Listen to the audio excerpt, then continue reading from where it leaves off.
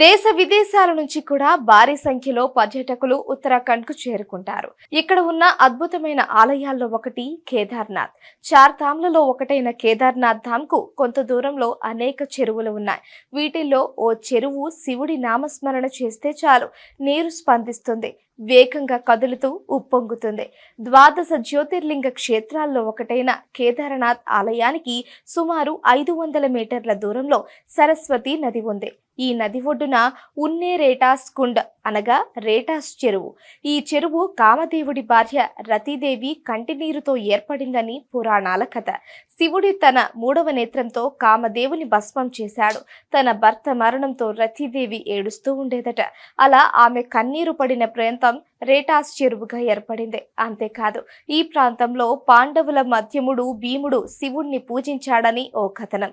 ఇక్కడ కుండంలోని పవిత్ర జలాలను సేవిస్తే శివుడి అనుగ్రహం లభిస్తుందని, శివయ్య ఆశీర్వాదంతో కోరిన కోర్కెలు నెరవేరుతాయని మరొక కథనం.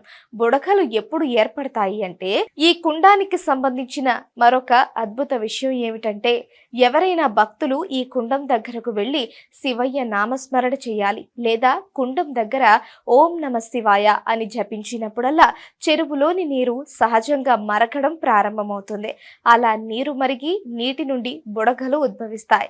ఇలా ఎవరైతే స్మరిస్తే నీటి మీద బుడగలు ఏర్పడతాయో ఆ భక్తుల కోరికలు నెరవేరుతాయని పురాణాల నమ్మకం. అంతేకాదు, ఎవరైనా ఈ చెరువులోని పవిత్ర జలాన్ని తాగితే శివుని దివ్య అనుగ్రహాన్ని పొందుతారని కూడా స్థానికుల విశ్వాసం.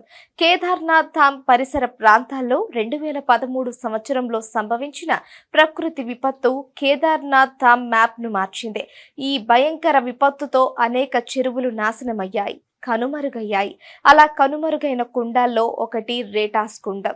ఈ చెరువు అంతరించిపోయిన తరువాత కూడా ఇప్పటికీ భారీ సంఖ్యలో భక్తులు చేరుకుంటారు. శివయ్య పట్ల, చెరువు పట్ల భక్తులకు ఉన్న భక్తి, విశ్వాసం చెక్కు చెదరలేదు. నేటికి భారీ సంఖ్యలో భక్తులు రేటాస్ కుండం ఉండే ప్రాంతంలో భక్తి శ్రద్ధలతో పూజలు చేస్తారు.